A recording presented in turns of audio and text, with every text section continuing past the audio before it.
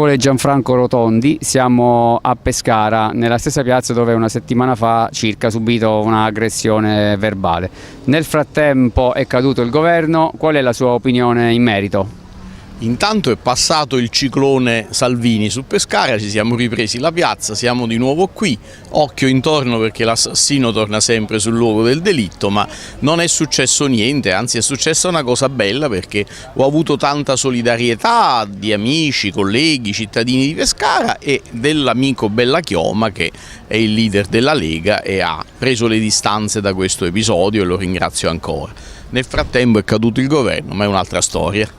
Molto probabilmente si tornerà al voto, oppure no. Lei cosa pensa in merito?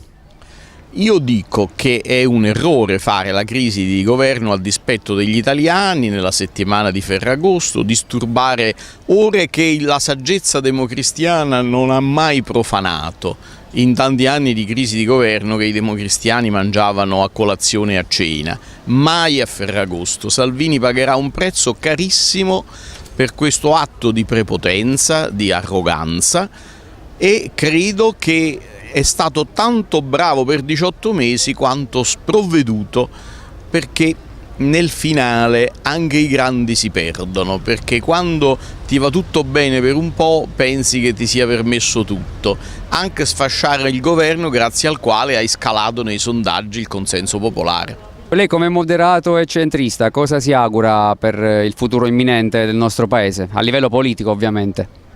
Io non sono mai stato un fautore della riduzione dei parlamentari, però riconosco che era nel programma di Forza Italia, nel programma del Partito Democratico, mi domando perché i giallo-verdi l'hanno messa in cottura e poi se ne sono scappati quando era venuto il momento di fare l'ultima votazione.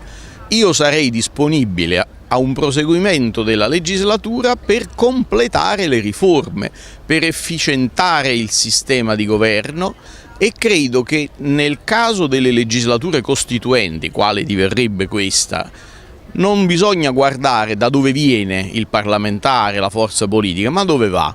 Per cui sulle riforme potrebbero esserci anche delle convergenze diverse da quelle che ci sono state all'inizio della legislatura.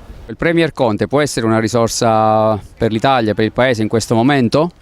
Certo, rispetto a una furia scatenata che ti riempie le piazze, usa ministeri e governo per farsi i comizi, Conte diventa Aldo Moro, e questo non c'è dubbio. Se si andrà al voto, cosa faranno i moderati, lei come moderato e i moderati tutti? Io da solo non faccio nulla, dico solo che bisogna trovare il coraggio di una corsa dei moderati senza Salvini e senza il Partito Democratico. Hic Rodi, hic saltus.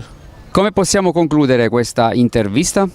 Beh, augurandoci buona fortuna perché il momento è molto difficile, ma lo è per l'Italia, perché l'Italia ha bisogno di una classe dirigente, non di arruffapopolo, che vadano in giro a riempire le piazze, a promettere l'impossibile e poi come bambini di fronte alla difficoltà, invece di affrontarla, ricominciano da capo chiedendo un altro voto.